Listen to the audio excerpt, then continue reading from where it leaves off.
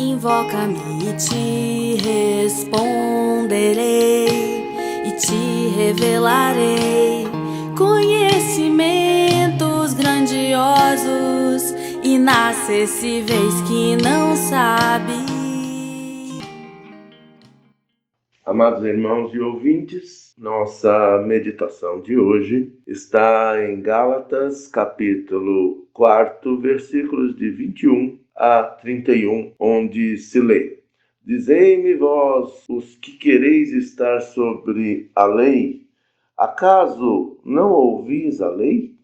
Pois está escrito que Abraão teve 2 filhos, um da mulher escrava e outro da livre.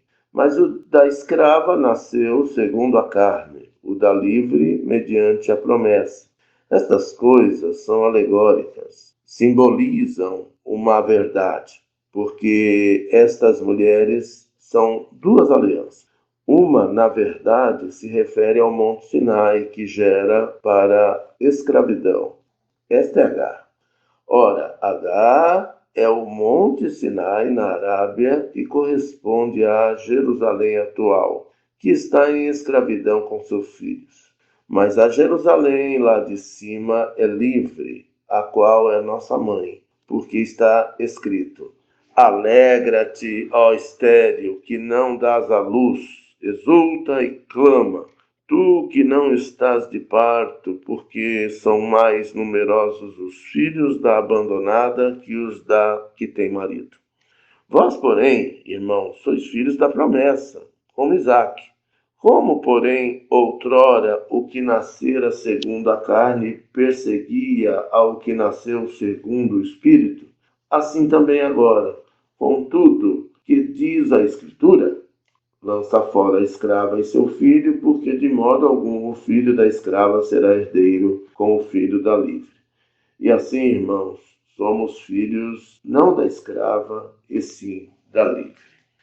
Esse é um texto forte, é o clímax dessa sessão da carta de Paulo aos Gálatas. Mas nós podemos aprender aqui que Agar, a escrava, e seu filho Ismael, numa comparação, são o retrato de uma tentativa humana para cumprir os propósitos de Deus, sem crer na promessa de Deus. Sara, já passado o seu tempo de fertilidade, deixou de acreditar na promessa de Deus. E ela deu uma ajudinha que até hoje gera uma tensão naquela região onde os 2 irmãos são inimigos. A nação de Israel e as nações árabes não se dão. E um persegue o outro, o que é muito triste.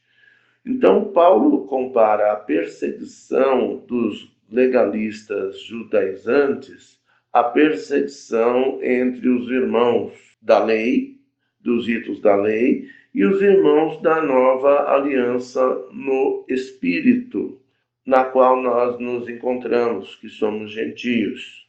Então, Paulo cita Jerusalém lá do céu, aquela que não está sujeita aos caprichos, aos rigores do centro da legalidade judaica, que é a Jerusalém aqui da terra.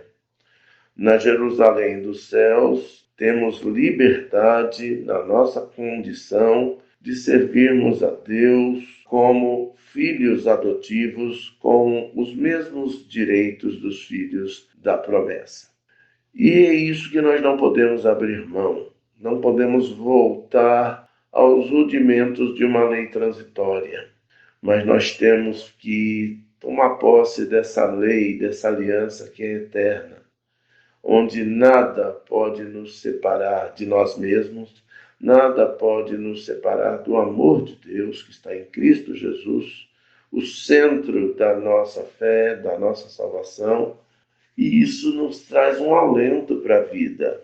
Nestes momentos de muitas más notícias, a boa nova do Evangelho cai em nosso coração como a água em terra seca. nos renovando, fazendo rios no deserto desta vida. Nós, igreja, temos que ser este agente. Nós, pessoas que tememos a Deus, temos que ser agentes da transformação, agentes de esperança para pessoas, para um mundo que está seguindo ainda distantes de toda esta riqueza de paz, de salvação, de alegria que a Nova Jerusalém espiritual, que o tabernáculo de Deus com os homens nos proporciona. Irmãos, no mundo estamos vivendo muitas aflições, e este é o tempo de nos apegarmos mais do que nunca à comunhão, à nossa igreja onde fomos plantados, a nosso Deus, que confirma a obra das nossas mãos. Temos que estar fortalecidos para resistirmos a esse ambiente de opressão legalista, onde as pessoas que se julgam acima dos demais, das demais, acima inclusive de Deus, estão querendo nos induzir a abandonarmos o primeiro amor e nos impor fogo estranho no altar, e nos impor seus pensamentos distantes de Deus. Estejamos atentos e alegremos-nos no Senhor, porque a alegria do Senhor é a nossa força. Aleluia. Amém.